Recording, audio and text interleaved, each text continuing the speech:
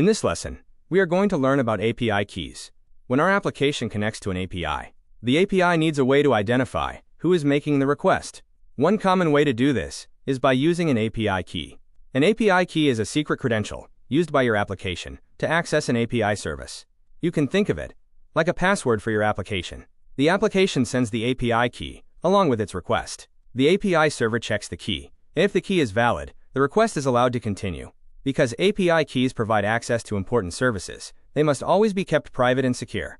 In this lesson, we'll learn how API keys work and how to use them safely in our applications. Now, let's understand why API keys are important. When an application connects to an API, the API needs to know which application is making the request. The API key helps identify the application or project. It also allows the provider to track API usage, manage billing, apply rate limits, and control permissions. API keys also provide an important layer of security. Applications with a valid key can access the service, but unauthorized applications can be rejected. So an API key is not just for identification. It also helps API providers control, monitor, and protect their services. Now, let's see how an API key works. First, your application needs to make a request to the API. The application reads the API key from a secure location. Next, the API key is attached to the request. The request, together with the key, is then sent across the internet to the API server. Before processing the request, the server checks the API key. If the key is valid, the server accepts the request and performs the required operation. Finally, the API sends a response back to your application.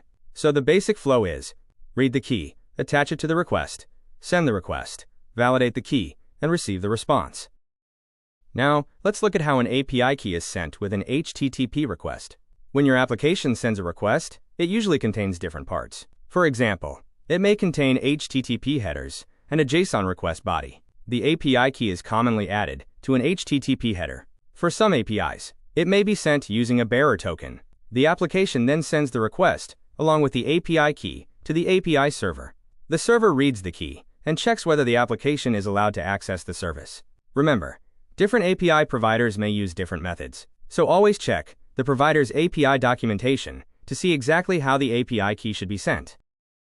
Now, let's see what happens when the API receives your key. First, the API server checks the credential. It checks whether the key is present, whether it is valid, and whether it is authorized to use the service. If the API key is valid, the request is accepted, and processing can continue.